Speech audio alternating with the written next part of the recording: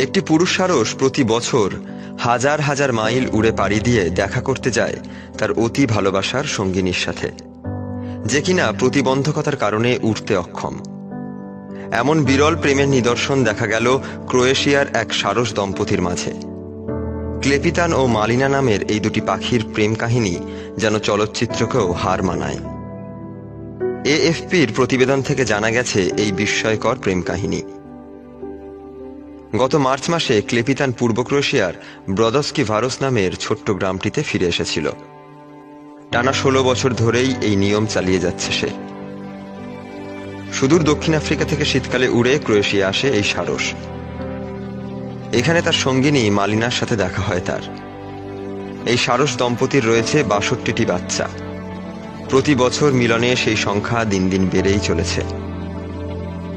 তাদের এই দূরপাল্লার প্রেমের কারণে ক্রোয়েশিয়ায় বেশ বিখ্যাত এই সারস যুগল।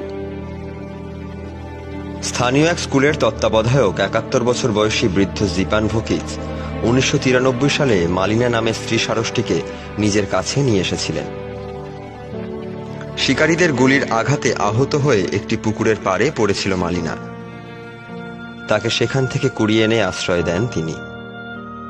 মালিনা তার শীতকাল অতিবাহিত করে একটি স্টোরেজ ভবনে, যাকে ভোকিচ ইম্প্রোভাইজড আফ্রিকা নামে ডাকেন।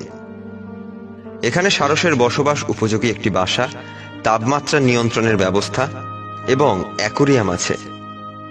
বসন্তকালে ভোকিচ মালিনার জন্য ছাদে এক বিশাল বাসা তৈরি করেন। মালিনার সঙ্গী ক্লেপিতান এসে তার বাচ্চাদেরকে উঠতে শেখায় এবং আফ্রিকায় ফেরার সময় তাদেরকে সাথে নিয়ে আফ্রিকা ফিরে যায়। আর মালিনা রয়ে যায় ভোকিচের সাথে। ভোকিচ জানান, আমি মাছ ধরার সময় তাকে সাথে নিয়ে যাই, কারণ শারীরিক অক্ষমতার জন্য সে চাইলেও আফ্রিকায় ফিরে যেতে পারছে না। আমরা একসাথে টিভি দেখি। আমি যদি তাকে উদ্ধার না করে পুকুরটির পাড়েই রেখে আসতাম, তাহলে হয়তো তাকে কোনো শিয়াল খেয়ে ফেলত। কিন্তু আমি তার ভাগ্য পরিবর্তন করেছি, আর এখন ওর জীবনের দায়িত্ব আমার। ক্লেপিতানের পায়ে একটি ট্র্যাকিং রিং পরিয়ে দেওয়া আছে, যার ফলে তার গতিবিধি জানা সম্ভব হয়। এর ভিত্তিতে জানা যায় তার বসবাস দক্ষিণ আফ্রিকার কেপটাউনের খুব কাছাকাছি। মালিনার কাছ থেকে সে 14,500 কিলোমিটার দূরে বাস করে। তাদেরকে একসাথে হতে হলে ক্লেপিতানকে 1 মাসেরও বেশি সময় ধরে উড়ে আসতে হয়।